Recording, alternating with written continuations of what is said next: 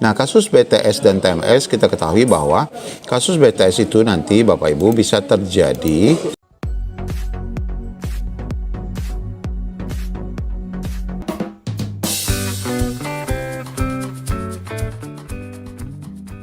Assalamualaikum warahmatullahi wabarakatuh. Apa kabar Bapak Ibu semuanya? Wabil khusus yang saat ini sedang mengisi DRH paruh waktu. Di sini kita akan menyampaikan apakah ada kasus kesalahan mengisi DRH nanti bisa membatalkan Bapak Ibu mendapatkan NIP untuk menjadi ASN P3K ataupun P3K paruh waktu. Dan bagaimana apabila ada kasus BTS ataupun TMS dalam pengurusan DRH ini. Bagaimana info lengkap mengikuti video ini sampai selesai.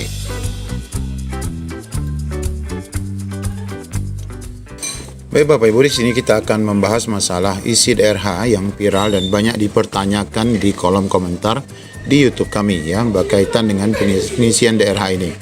Nah, apa saja sih masalah-masalah yang muncul pada pengisian DRH? Yang pertama kita ketahui permasalahan itu adalah kesalahan isi DRH itu sendiri kesalahan isi DRH itu sendiri, di mana ini tentu berkaitan dengan pengisian riwayat baik mengenai data orang tua yang sudah meninggal bagaimana, kemudian dulu kawin sekarang cerai, atau sekarang dulu duda sekarang menikah, ataupun dulu masih single sekarang sudah berkahwin.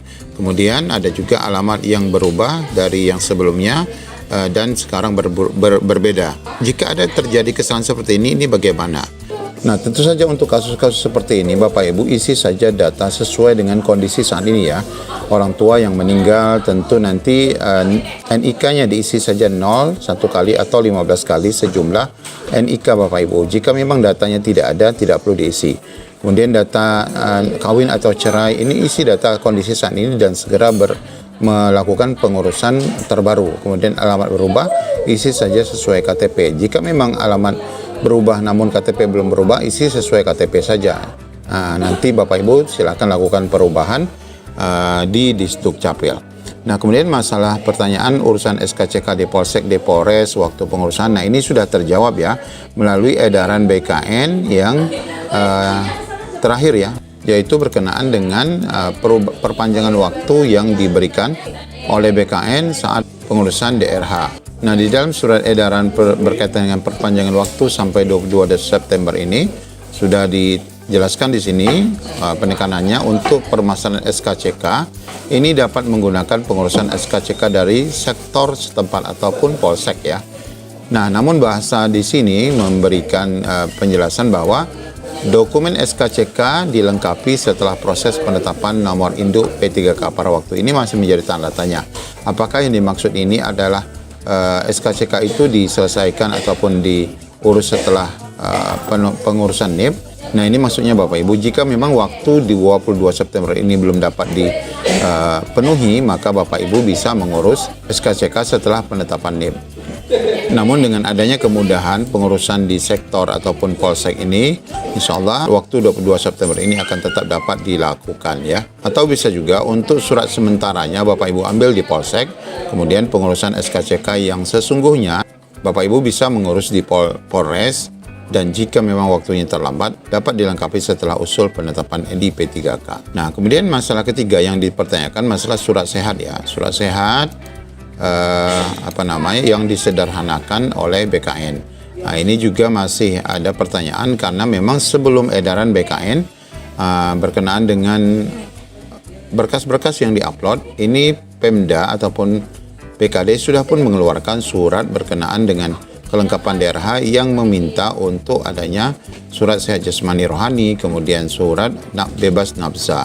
Nah, ini Bapak Ibu, jadi Bapak Ibu tidak perlu risau, ini ikuti saja edaran BKN karena ini disesuaikan dengan form upload. Nah, di dalam surat BKN yang ini berkaitan dengan surat kelengkapan pengurusan NIP 3K sudah jelas di sini poin-poinnya hanya meminta surat sehat Nah, di sini hanya meminta surat sehat dari dokter yang bekerja pada unit pelayanan kesehatan pemerintah. Bahkan di sini dalam penjelasan oleh BKN pada acara BKN Menyapa, itu tidak harus dokternya dokter ASN, cukup dokter kontrak ataupun honorer itu juga bisa menandatanganinya, asalkan di unit pelayanan kesehatan pemerintah. Dan ini sudah dipertegas bisa dilakukan di Puskesmas. Jadi tidak perlu Bapak Ibu mengantri di RSUD. Namun ada ya pemerintah daerah yang meminta tetap di RSUD. Nah, itu Bapak Ibu harus ikuti aturan ataupun permintaan dari BKD. Kemudian yang selanjutnya berkenaan dengan kesalahan ijazah atau kualifikasi. Nah, ini banyak juga ditanyakan karena Bapak Ibu saat Bapak Ibu melakukan pendaftaran kemarin ada yang Bapak Ibu downgrade ya, downgrade. Kemudian saat Bapak Ibu diusulkan di paruh waktu, sebenarnya Bapak Ibu punya ijazah S1-nya. Apakah Bapak Ibu harus memilih ijazah S1 ataupun yang status downgrade-nya? Nah, ini tentu saja sesuai dengan yang diusulkan oleh pemerintah daerah. Kalau memang pemerintah daerah ada mengklarifikasi Bapak Ibu melakukan perubahan dari downgrade menjadi S1, nah ini dapat dilakukan. Tapi jika tidak ada sosialisasi dari BKD berkenaan dengan penyesuaian ijazah, Bapak Ibu tetap harus mengikuti ijazah downgrade.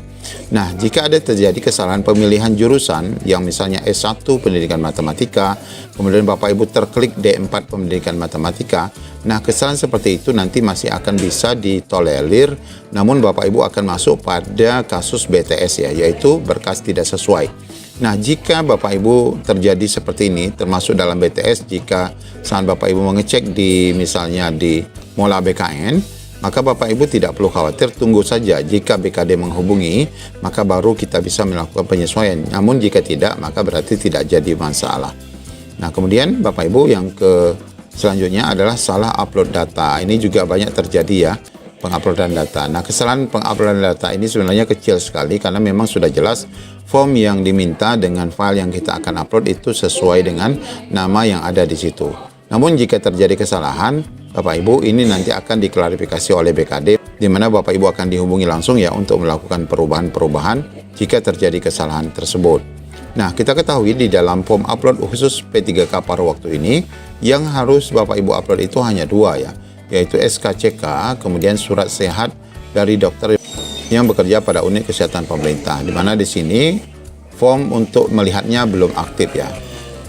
Sedangkan untuk berkas lainnya yang 4, baik itu adalah surat 5 poin, kemudian ijazah, transkrip, dan kemudian satu lagi pas foto, ini sudah bisa dilihat dan ini bisa Bapak Ibu unggah kembali jika memang ingin merubah ya.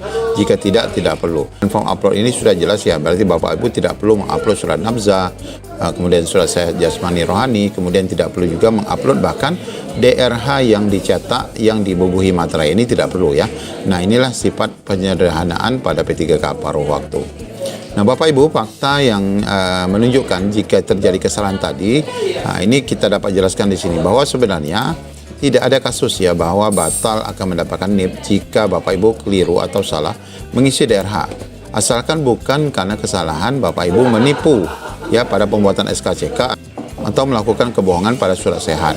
Yang lainnya akan dapat ditolerir ya. Kalau kesalahan penipuan pada pembuatan SKCK dan surat sehat ini bakal Bapak Ibu dibatalkan. Nah, yang kedua kita ketahui bahwa Bapak Ibu jadi ASN ini sebenarnya murni dari hasil seleksi CAT yang menjadi persyaratan bahwa Bapak Ibu dapat diusulkan menjadi P3K paruh waktu atau ASN itu setelah mengikuti dua ketentuan, yaitu seleksi administrasi dan kompetensi. Dan jika Bapak Ibu sudah melakukan itu, maka tidak ada hak untuk dibatalkan ya, hanya gara-gara kesalahan isi DRH.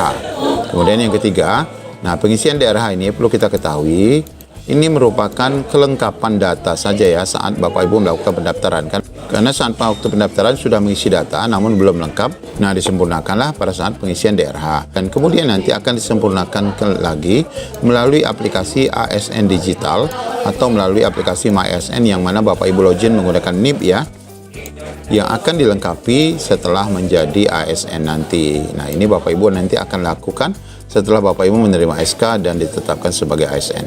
Nah, kasus BTS dan TMS kita ketahui bahwa kasus BTS itu nanti Bapak Ibu bisa terjadi jika ada berkas yang diusulkan oleh BKD ke BKN terdapat kekurangan.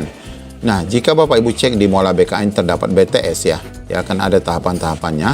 Nah, Bapak Ibu tidak perlu panik, nanti jika BKD menghubungi baru Bapak Ibu lengkapi. Jika tidak, berarti BKD yang akan melengkapinya ya. Jadi tidak akan menyebabkan batal mendapatkan NIP. Nah, kecuali yang TMS ya. Jika TMS terjadi, di mana TMS ini terjadi karena memang ada persyaratan yang mutlak yang tidak sesuai. Ini berkaitan dengan ijazah ya. Ijazah yang memang tidak sesuai dengan persyaratan. Nah, meskipun sudah diusulkan BKD, artinya lolos pada pemeriksaan BKD, bisa dibatalkan juga jika memang BKN menyatakan itu terbukti tidak sesuai. Nah, ini kasus TMS. Namun dari banyaknya usulan P3K ataupun seleksi CSN beberapa tahun yang lalu, hanya 1-2 saja yang terjadi TMS, dan ini sangat kecil sekali, dan ini biasanya berkaitan dengan kualifikasi pendidikan saat kita memilih suatu formasi jabatan yang dibuka. Jadi jelas ya Bapak Ibu, mudah-mudahan tidak ada masalah. Walaupun terjadi kekeliruan dalam pengisian daerah Bapak Ibu tidak perlu cemas. Insya Allah tidak akan menjadi Bapak Ibu batal mendapatkan NIP ataupun menjadi ASN. Demikian, semoga menjadi pencerahan. Assalamualaikum warahmatullahi wabarakatuh.